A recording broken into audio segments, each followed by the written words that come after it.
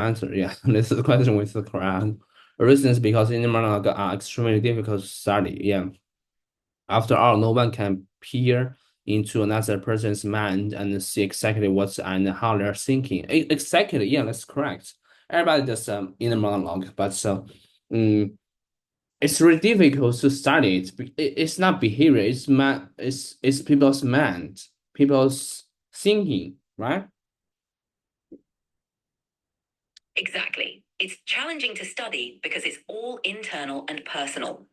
Researchers can't directly observe what's happening in someone's mind, so they rely on self reports and experiments to understand inner speech. Uh, Everyone uh, uh, experiences it differently. okay, let's go ahead. Okay, so as a result, the researchers have come up with different ways to study inner monologues. Inner monologues. Some of these have included self-reports, surveys, and experience sampling in the LATTR was meaning. It's later, I think. Ladder. A ledger. The latter refers to the second of two things mentioned. So, when the text says in the latter, it means the second method mentioned, which is experience sampling. This method involves asking people at random times what they're thinking or feeling, helping researchers get a snapshot of their inner monologue. It's one of the ways to study something as personal as inner speech. Okay, go on. Give me a second. In a latter. Ladder.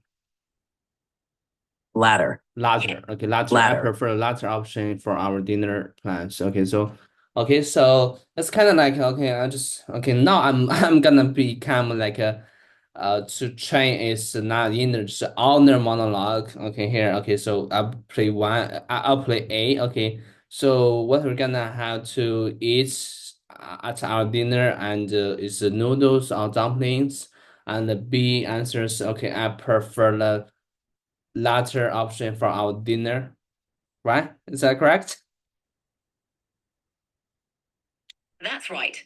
In your example, A asks about having noodles or dumplings for dinner. When B says, I prefer the latter option, it means they prefer dumplings, the second option mentioned. It's a clear example of how latter is used to refer to the second of two choices. Great job. Okay, let's go ahead.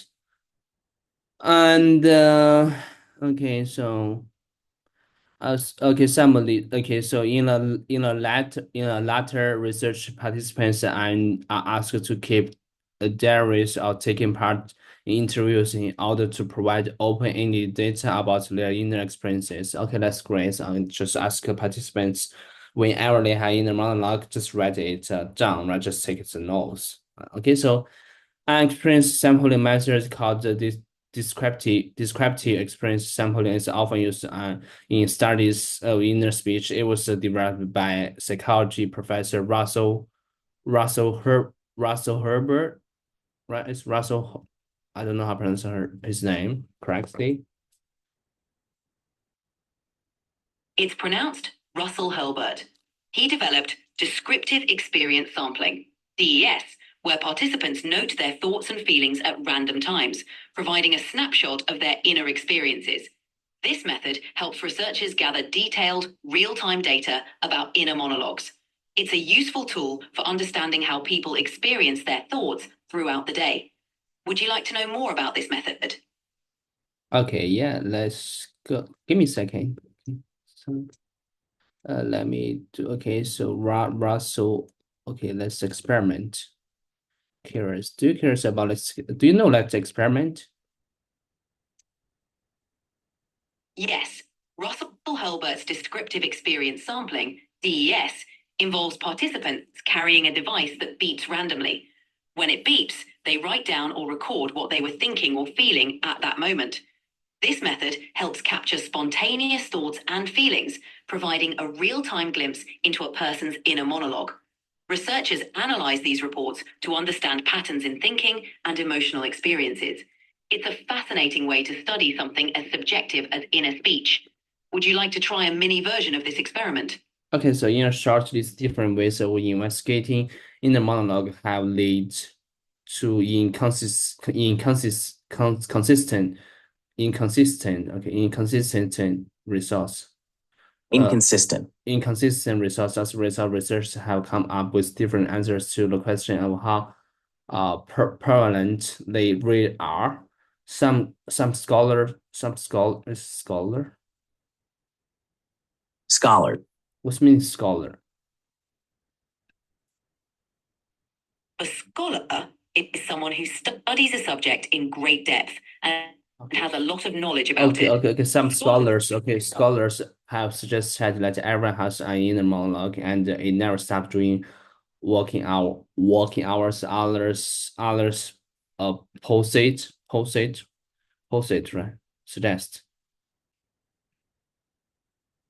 Posit. Posit is a posit. I'm sorry. Other posits that some people lack an inner speech, adding that even people who do have this experience vary widely in terms of frankly throughout the day. Okay. Okay. That's correct. Some scholars believe everyone has an inner monologue that runs continuously during waking hours. Others suggest that some people might not experience inner speech at all, and those who do can vary in how frequently they experience it throughout the day. This variation shows how individual and diverse our thought processes can be. So it's a fascinating area with many different perspectives. Experiment. How to spell experiment? Experiment. It's spelled Experiment.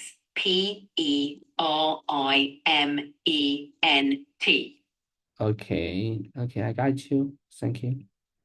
And okay, let's go ahead. Okay, let's go.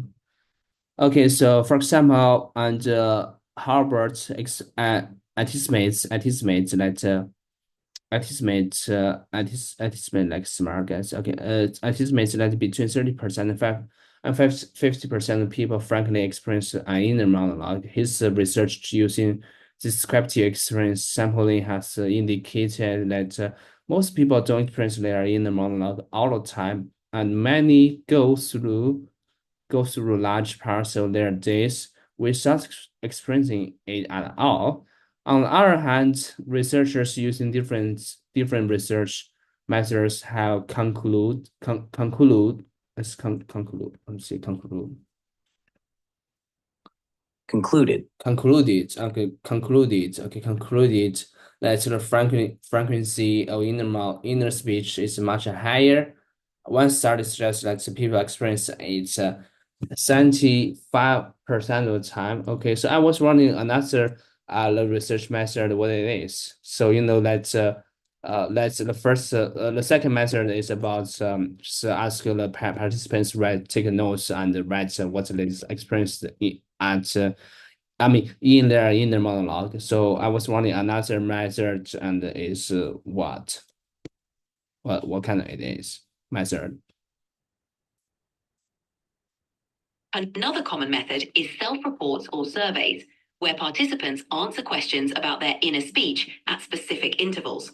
This can involve recalling their thoughts over a period of time or responding to prompts about their mental state.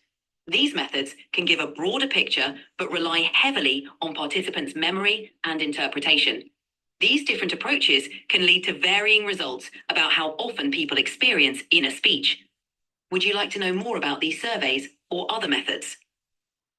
Oh no, I think one is okay. Just no one is okay.